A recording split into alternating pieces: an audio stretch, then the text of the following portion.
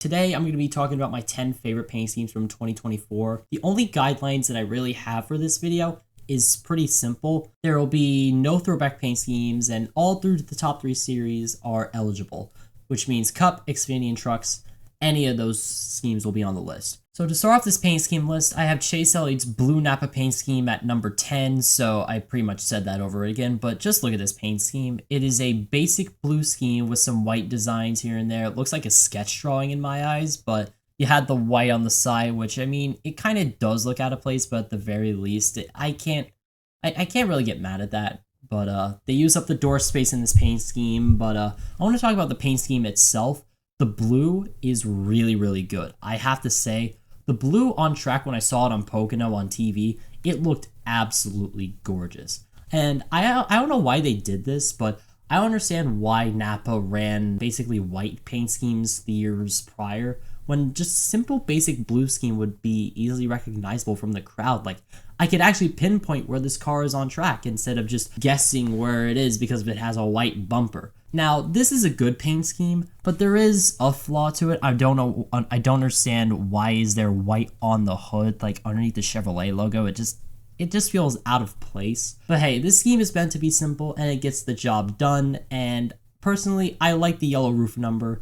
It's at number 10 on this list. At number 9, we have another blue scheme in the form of Denny Hamlin's Express oil change car. When I first saw this on track at Bristol, I honestly thought that this was a Dale Jarrett inspired throwback in a way, because you had the color scheme, you have the blue, you have the white, you have the red. There's a gradient that fades into the white from the blue. There's the red tire tread coming out of the exhaust, which looks really, really good. I mean, yeah, this is basically the Mavis tires and brake space, but I think it gets the job done with how well the colors come together. And can I just say, I will never forgive Lionel Racing for canceling this 1/64 scale version and the race version win. Because, god damn it, I wanted this scheme so badly. Like, the blue on screen looked absolutely amazing. It's just a shame that a diecast company doesn't care about us. Like, I have to say it, I'm tired of seeing Lionel Racing go down this descent. But I'm not here to talk about Lionel Racing, I'm here to talk about paint schemes. What am I doing? But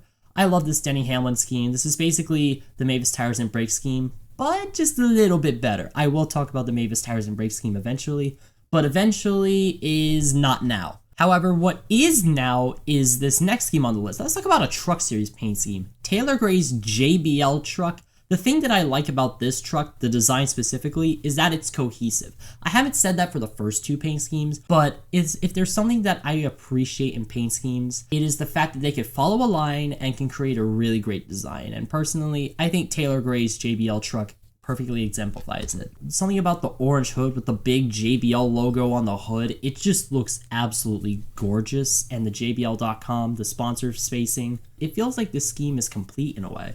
That's the reason why I love the cohesion in the paint scheme. Cohesion is a word that you're going to be hearing a lot, especially next week. But I gotta say, Taylor Gray's truck does a really great job at that. Orange trucks in general have been really good. Actually, orange paint schemes in general have been amazing. I gotta say. I might talk about some more later on, but yeah. Taylor Gray's JBL truck looks absolutely amazing. The orange looks gorgeous. The design is cohesive. The sponsors look great. On to number 7. So at number 7 is a truck that has way more colors than the previous one. It is Stuart Friesen's AIM Autism truck that he ran at the night Martinsville race in the spring. I really love this scheme, and especially when the scheme ran at night, that scheme popped like goddamn. Like, it is easily recognizable from a mile away, at least in my eyes it is. You had the red-orange gradient into the yellow, into the green, into the blue, into the purple. It's just such a perfect paint scheme for a rainbow. It feels like a lot of rainbow paint schemes aren't really rainbow, because rainbow paint schemes, in my eyes, include every single color. If you don't include every single color, then it's not a rainbow. Like, you can't just single out colors and call it a rainbow. That's not how life works. The red Craftsman banner really works well with this car because the red on the windshield kind of matches the red on the bumper. But yeah, I gotta say, I really like this paint scheme. There is a white design, it kind of fades. You can see the fading in the back of the blue right there. You can see the design on the green. I really love this paint scheme. Rainbow scheme, number 7. I'm gonna call this scheme a rainbow fish now that I think about it. So for number 6, let's get back to another orange and black paint scheme. Daniel Suarez's Kubota car that he ran at Texas in the spring, Texas race in the spring, which, holy shit, that is a mouthful. I didn't mean to say that. I'm sorry, guys. But yeah, I really love the way the orange looks. The rendering here doesn't do it justice. You have to look at it at a real photo.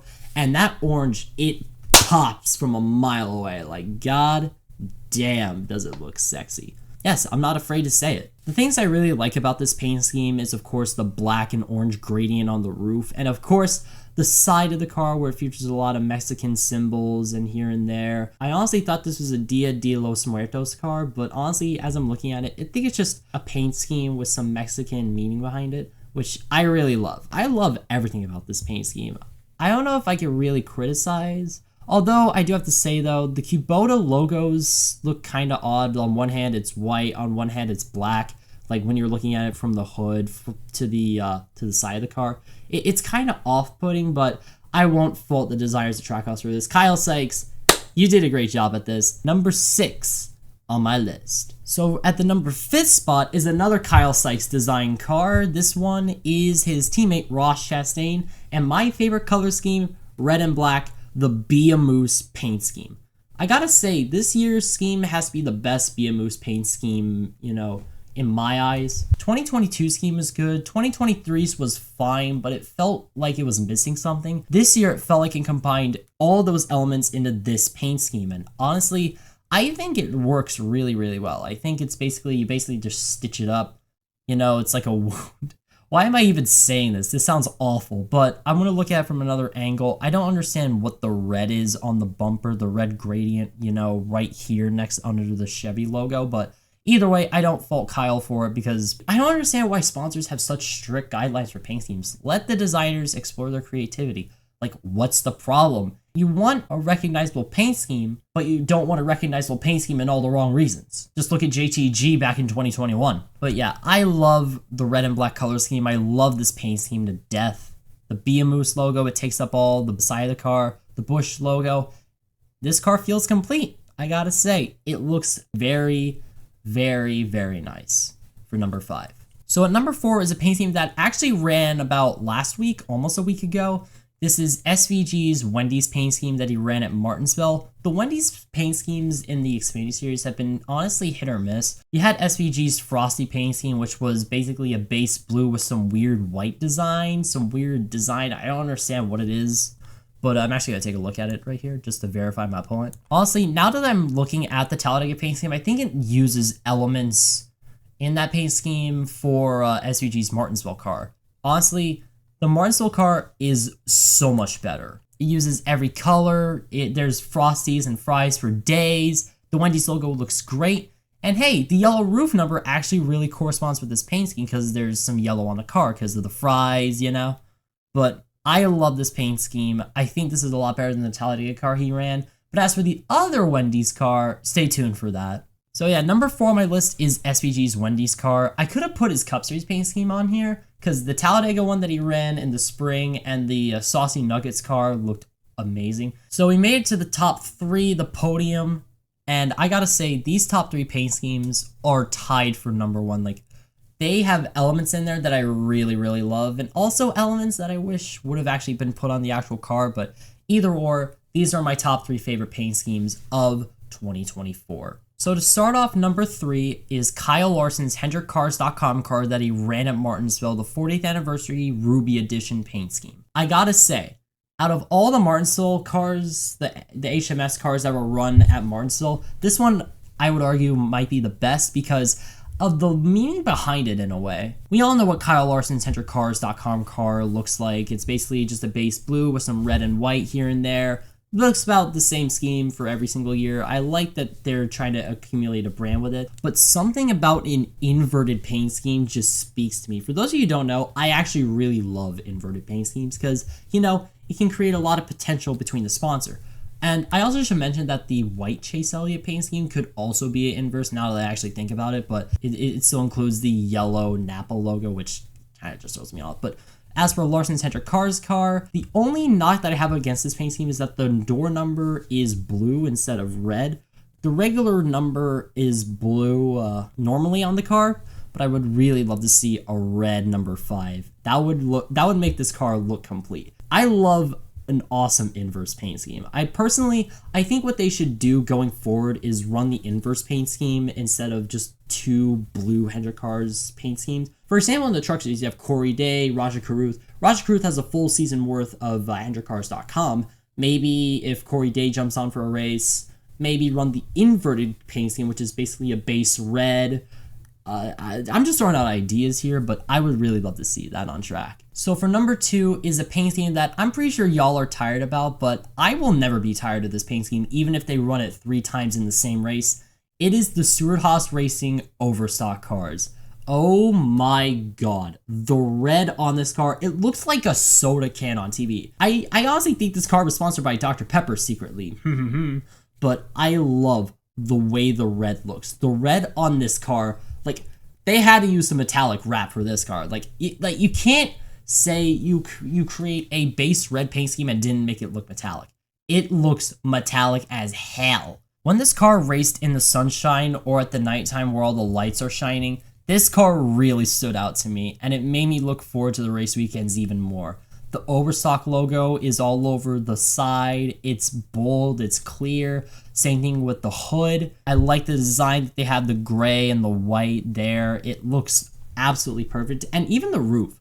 The roof, it could either be a varying color. Sometimes it's red, sometimes it's white, sometimes it's black. But either way, the roof mostly stays the same, is either red or white. But either way, I love this paint scheme. And I also don't want to leave them out here, but Bed Bath & Beyond also deserves their flowers too. It's basically the Overstock paint scheme, but it's blue. And I gotta say, the metallic blue on this car really looks good. Especially for the Bristol night race where lights were shining all the way around the track, and this car really popped in my eyes. So that's number 2 on the list. But before I get to number 1, I have to talk about some honorable mentions, because, you know, there are some good paint schemes here that just didn't quite make the cut. A paint scheme that I've been really a fan of ever since the start of this year has been Chase Elliott's Lumar paint scheme. I think this is way more of a reserved Lumar paint scheme compared to the chaotic one the year prior. They still maintain the teal number on the side and on the roof, but honestly, I felt like it sticks out less. This is basically Chase Elliott's Darlington throwback, but without the Evernham font and the Evernham number. But I think I like this one a lot more than the other Lumar cars on this list. Josh Bilicki's Arby's car that he ran at the Bristol night race looked absolutely great. It's a simple scheme, but it's just so effective. You have the simple design on the sides, you have the white and then the red, and then the rest of the side is filled with white. It's the same pattern for the roof in a way, but just the Arby's logo. We have the meats. All of our food keeps blowing up for absolutely no fucking reason because we don't know how to make better products. No, I'm not dissing Arby's, by the way, if y'all are wondering. Denny Hamlin's Mavis Tires and Brakes car that he ran at Richmond was also really, really nice. Yes, I'm not a big fan of the white C post there, but I am a fan of the design of the aqua coming out of the exhaust. I'm a fan of the gradient. I'm a fan of the yellow numbers. I was also a fan of how this car looked under the lights. Like the teal, it kind of became this awesome blue aqua color in a way, and it really stood out to me. I thought this was the best paint scheme of all time. Say what you will about the wraps, but the thing about it is it could change the color for the better in my eyes. Believe it or not, JTG Doherty Racing has some pretty good paint schemes as well. The Sunny D car expectedly is going to make the list because of its bright colors. The fact that there's a Sunny D bottle on the side, the logo is bold and clear. I just noticed it, but there's a small Sunny D logo above the Chevy logo. And I also want to give a shout out to the Ballpark paint scheme. This car looks amazing. I love the formation and the design. I love how cohesive the design is in a way. The red on the roof, the yellow number all around looks amazing. The bold logo, the hot dog and the burger and the bring it home, the logo, and the design of the back of the car looks absolutely amazing as well. I gotta give a shout to that. So the only Xfinity car on this list is Leland Honeyman Jr.'s Clean Freaks car. I love the pink on this paint scheme. It almost looks like graffiti, or like when you have a paintbrush and you don't have enough paint on your brush, so it just comes out just really dry. But I love the way that this car is textured, and my only gripe against this paint scheme is there's a random black triangle thingy on the side. I don't understand why they couldn't fill that space up, but hopefully it's not for OSS reasons. You know, as time goes by, I have a greater appreciation for Daniel Suarez's Freeway Insurance car.